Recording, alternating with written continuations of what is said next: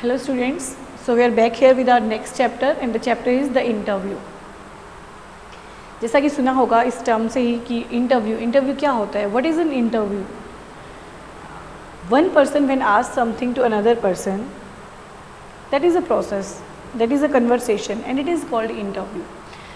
अब इंटरव्यू क्या होता है, मतलब कोई भी पत्रकार या कोई इंसान जब किसी सेलिब्रिटी से, किसी फेमस पर्सन से उसकी लाइफ के बारे में, उसके प्रोफेशन के बारे में जब वो क्वेश्चंस पुटअप करते हैं और जो जवाब मिलता है, तो ये जो कन्वर्सेशन है इसको हम इंटरव्यू बोलते हैं. द इंटरव्यू जो है ये from the introduction to the Penguin book of interviews edited by Christopher Sylvester.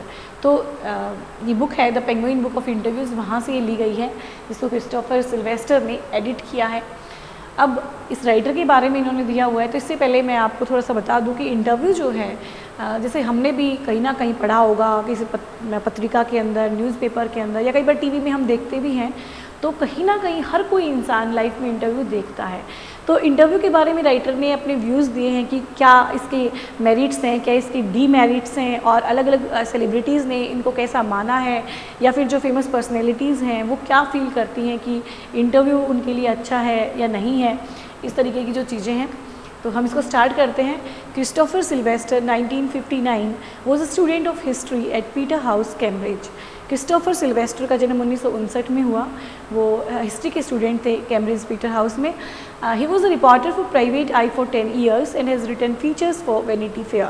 Following is an excerpt taken from his introduction to the Penguin Book of Interviews, an anthology from 1859 to the present day.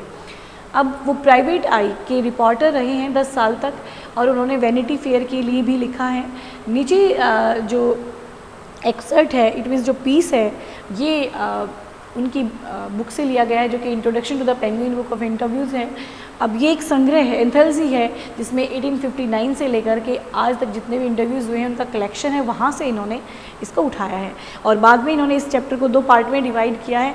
First part में बताया है कि views क्या रहे हैं celebrities के interview को लेकर के, और सेकेंड पार्ट में इन्होंने एक इंटरव्यू दिया हुआ भी है अम्बर्टो इको का. अब हम इसको स्टार्ट करते हैं. Since it's invention a little over 130 years ago, the interview has become a common place of journalism. Today, almost everybody who is literate will have read an interview at some point in their lives, while from the other point of view, several thousand celebrities have been interviewed over the years, some of them repeatedly. Since its invention, अब 130 साल से भी ज़्यादा हो गए हैं जब से इसकी खोज हुई है, तो इंटरव्यू एक पत्रकारिता के लिए एक कॉमन चीज़ बन गया है. Common place, it means ordinary, आम चीज़ है. लगभग आज हर कोई इंसान जो कि पढ़ा लिखा है उसने कहीं ना कहीं इंटरव्यू पढ़ा होगा, देखा होगा. Several thousand celebrities have been interviewed. अब इन्होंने कहा है कि एक तरीके से तो हमने देखा है, और दूसरा अगर एक और पॉइंट ऑफ व्यू रखें तो हज़ारों ऐसी सेलिब्रिटीज़ हैं जिनके इंटरव्यू होते रहते हैं, सालों से हुए हैं और लगातार होते रहते हैं. कईयों की तो कई बार इंटरव्यूज़ लिए जा चुके हैं. So it's hardly surprising that opinions of the interview, of its functions, methods and merits vary considerably. इसलिए ये बात बड़ी मुश्किल से हैरान करने वाली है कि इंटरव्यू के बारे में जो ओपिनियंस हैं लोगों के, वो चाहे इसके फंक्शंस क्या हैं, इसके तरीका क्या है, इसके लाभ क्या हैं, वो वेरी करते हैं, डिफ़र करते हैं, कि सबके अलग अलग विचार है, सबने इसको अलग अलग तरीके से माना है. Some might make quite extravagant claims for it as being in its highest form a source of truth, and in its practice an art. अब some might make quite extravagant claim. अब कई लोग excessive, it means फालतू में, extravagant होता है excessive, तो फालतू में दावा करते हैं कि ये एक सच्चाई का माध्यम है, और अगर इसकी प्रैक्टिस की जाए तो ये एक आर्ट है. Others, usually celebrities who see themselves as its victims, might despise the interview as an unwarranted intrusion into their lives. अब कई लोग जो दूसरी सेलिब्रिटीज़ हैं आमतौर पर जो अपने आप को इसके विक्टिम के रूप में देखती हैं, तो वो क्या मानती हैं, वो इंटरव्यू से नफ़रत करते हैं, डिसलाइक करते हैं. Despise means dislike. अब वो ये मानते हैं कि ये एक अनवारंटेड, इट मीन्स अनऑथोराइज्ड, ठीक है, इंट्रूजन, घुसपैठिया है. इट मीन्स वो नहीं चाहते, और ये एक ऐसा घुसपैठिया है, इट मीन्स ऐसा इंटरवेंशन करने वाला है जो उनकी लाइफ में घुस जाता है, और feel that it somehow diminishes them, और वो ये मानते हैं कि ये उनको कमतर करता है. इट मीन्स वो इस चीज़ से उसको डिसलाइक करते हैं, उन्हें ये पसंद नहीं है, और इसलिए कहीं ना कहीं वो इस चीज़ से दूर हटते हैं, क्योंकि ये उनको कमज़ोर बनाता है. Just as in some primitive cultures, बिल्कुल वैसे जैसे आदिम जनजातियों में, मीन्स प्राचीन टाइम के अंदर, ऑल्डन टाइम्स में, it is believed that if one takes a photographic portrait of somebody then one is stealing that person's soul। जैसे ये माना जाता था कि अगर कोई इंसान किसी जगह का फोटोग्राफिक पोर्ट्रेट लेता है, ठीक है, या उसकी फ़ोटो ले रहा है, तो लोग ये मानते हैं कि वो कहीं ना कहीं उसकी आत्मा को चुरा रहा है। इट मीन्स वो उसकी जो आर्ट है, ठीक है, वो उसको चुरा के लेके जा रहा है। आपने देखा होगा जैसे मंदिर वगैरह के अंदर या जो फेमस चीज़ें होती हैं, कई बार वहाँ लिखा होता है कि फ़ोटोग्राफी जो है वो मना है। इट मीन्स वहाँ की जो सोल है कहीं वो उसको ना चुरा ले, उसकी जो कारीगरी है, उसके अंदर जो कलाकारी की गई है वो अपने आप में देखने लायक है, इसलिए फ़ोटोग्राफी जो है मना होती है। अब next, V S. Naipaul feels that some people are wounded by interviews and lose a part of themselves। अब वी.एस. नाइपोल कौन थे? वी.एस. नाइपोल एक कॉस्मोपॉलिटन राइटर हैं जिनको नोबेल प्राइज़ भी मिला था लिटरेचर में 2001 में। तो ये अपनी ट्रैवल्स और डॉक्यूमेंट्रीज़ के लिए जाने जाते हैं। तो इन्होंने भी ऐसा ही फील किया कि इंटरव्यूज़ से लोग घायल होते हैं, people are wounded by interviews, और वो अपना हिस्सा खो देते हैं। Lewis Carroll, the creator of Alice in Wonderland, अब लुइस कैरल के बारे में भी सुना होगा आपने। एलिस इन वंडरलैंड की जो रचयिता हैं जिन्होंने लिखी है बुक एलिस इन वंडरलैंड, वो said to have had a just horror of the interviewer. उनके बारे में कहा गया कि उनको एक बार इतना, मतलब वो डर गए थे, एक भय था उनके मन में इंटरव्यूअर का, इंटरव्यू लेने वाले का। And he never consented to be interviews, और उन्होंने कभी भी परमिशन नहीं दी कि उनका इंटरव्यू लिया जाए। It was his horror of being lionized which made him thus repel would-be acquaintances, interviewers and the persistent petitioners for his autograph, and he would afterwards relate the stories of his success in silencing all such people with much satisfaction and amusement। उन्होंने कहा कि he never consented, तो उन्होंने कभी permission नहीं दी थी, तो it was his horror, तो ये उनका एक भय था, डर था। ऑफ बीइंग लाइनाइज्ड, लाइनाइज्ड होता है give a lot of public attention and approval, तो कहीं पब्लिक उनकी तरफ ध्यान ना दे या उनको देख के उनकी बातें सुने, ठीक है, तो उस डर से उन्होंने क्या किया, मेड हिम दस रिपेल। एक होता है अट्रैक्ट, आकर्षित करना, रिपेल प्रतिकर्षित करना। Would be acquaintances, interviewers and the persistent petitioner, तो इट मीन्स जो इंटरव्यू लेने वाले हैं उनके, या जो एक्वेंटेंसेस उनके जो परिचित हैं, ठीक है, या जो लगातार परसिस्टेंट, मतलब जो कॉन्टीन्यूसली जो पेटिशनर हैं, जो मतलब जो मांगते रहते हैं, जैसे पेटिशनर्स का मतलब क्या हो जाएगा, फॉर हिज ऑटोग्राफ, जो ऑटोग्राफ के लिए पीछे लगे रहते हैं कि सर आपका ऑटोग्राफ चाहिए, ठीक है। And he would afterwards relate the story, तो वो इस प्रकार के लोगों से, मतलब वो ज़्यादा अट्रैक्ट नहीं होते थे, वो उनसे बचने की कोशिश करते थे, ऐसे लोग उनको आकर्षित नहीं करते थे क्योंकि वो पब्लिकली अपने आप को नहीं शो करना चाहते थे। And he would afterwards relate the stories of his success, वो लोग जो बाद में उसी स्टोरी को उठा करके क्या कहेंगे, विद मच सेटिस्फैक्शन, मतलब जो स्टोरीज हैं उनकी सक्सेस की, in silencing all such people with much satisfaction and amusement, तो बाद में पूरी संतुष्टि के साथ और मनोरंजन के साथ वो उस चीज़ को एंटरटेन करते थे और इन लोगों से बचते थे जो इंटरव्यूअर्स हैं, एक्वेंटेंसेस हैं। Rudyard Kipling expressed an even more condemnatory attitude towards the interviewer। अब रुडयार्ड किपलिंग के बारे में आप सभी ने सुना होगा, ठीक है। Rudyard Kipling expressed an even more, तो इन्होंने कहा है कि जैसे मोगली का नाम सबने सुना है, जंगल बुक जो लिखी हुई है, तो रुडयार्ड किपलिंग वही राइटर हैं जिन्होंने जंगल बुक लिखी है। Expressed an even more condemnatory attitude, अब इन्होंने क्या किया, और भी घृणित दृष्टिकोण अपनाया है टुवर्ड्स द इंटरव्यूअर, इंटरव्यू लेने वाले के प्रति। His wife Caroline writes in her diary for 14th October 1892 that their day was wrecked by two reporters from Boston। अब इनकी वाइफ कैरोलिन ने लिखा है अपनी डायरी में 14 अक्टूबर 1892, 14 अक्टूबर 1892 को जो ये डायरी थी, तो उसमें लिखा कि उनका दिन जो था वो ख़राब कर दिया गया दो रिपोर्टर्स जो कि बोस्टन से आए थे। She reports her husband as saying to the reporters, why do you refuse to be interviewed because it is immoral.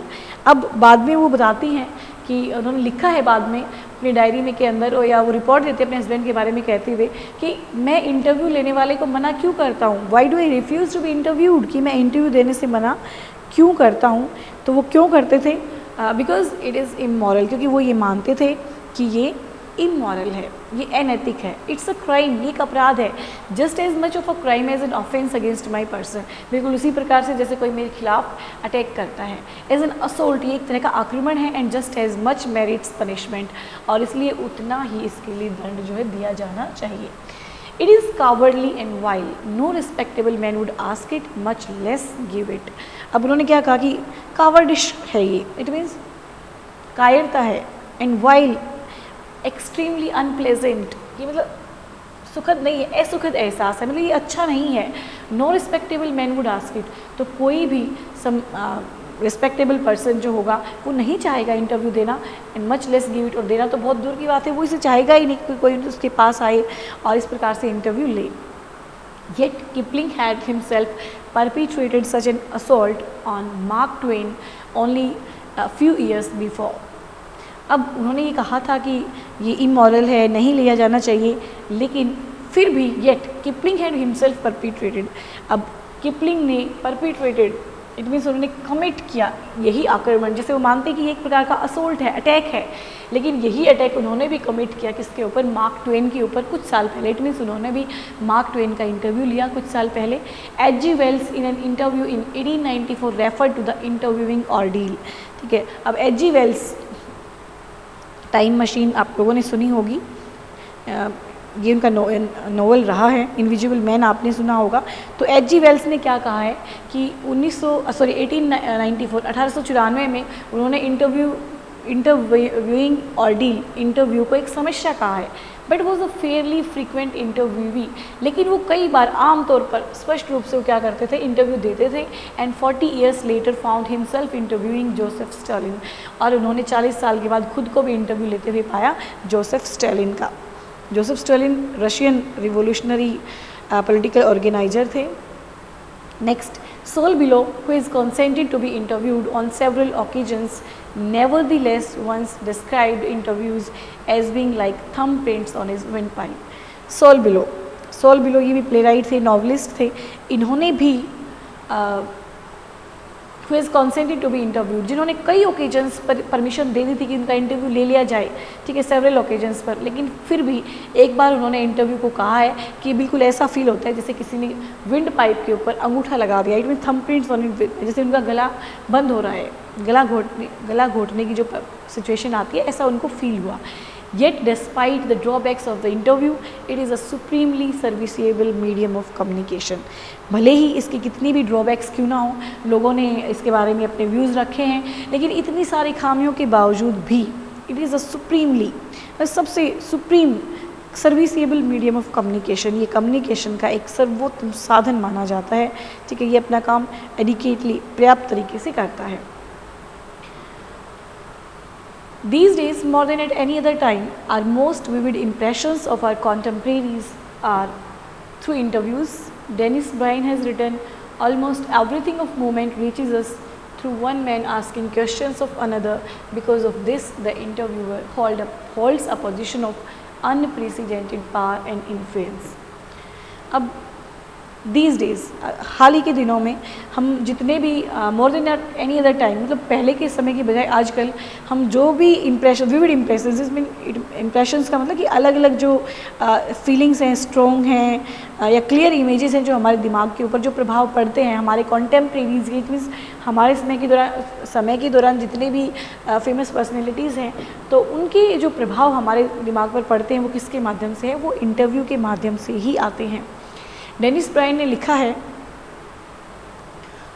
Almost everything of movement, कि जितनी भी उस पल की जो खबरें हैं, सभी चीज़ें reaches us through one man asking questions of another, तो हमारे तक, हम पब्लिक तक तभी पहुंचते हैं जब एक आदमी दूसरे आदमी से क्वेश्चंस पुट अप करता है। बिकॉज ऑफ दिस, और इसी चीज़ के कारण, the interviewer holds a position of unprecedented power, तो इंटरव्यू लेने वाला जो है वो एक ऐसी पोजीशन रखता है जो अनप्रेसिडेंटेड है, नेवर डन और नॉन बिफोर, मतलब एक बहुत अदम्य, मतलब बहुत ज़्यादा जिसके अंदर पावर है, उसका प्रभाव है। तो इंटरव्यू लेने वाले की जो सिचुएशन है, जो पोजीशन है, वो पहले ऐसा नहीं समझी गई, वो अनप्रेसिडेंटेड है, ठीक है। तो इट मीन्स इंटरव्यू लेने वाला एक महत्वपूर्ण पोजीशन जो है हासिल करता है, उसका एक प्रभाव है। तो इस प्रकार से इस प्रकार से इन्होंने पूरा इंटरव्यू के बारे में बताया कि कैसे अलग अलग लोगों के अलग अलग व्यूज़ हैं इंटरव्यू को लेकर के, लेकिन भले ही इतनी खामियां हों, भले ही लोगों ने नेगेटिव व्यूज़ दिए हों, लेकिन इंटरव्यू जो है अपने टाइम का सबसे अच्छा मीडियम ऑफ कम्युनिकेशन है। हम एक दूसरे से क्वेश्चंस पुट अप करते हैं, तभी हम लोगों के बारे में जान पाते हैं।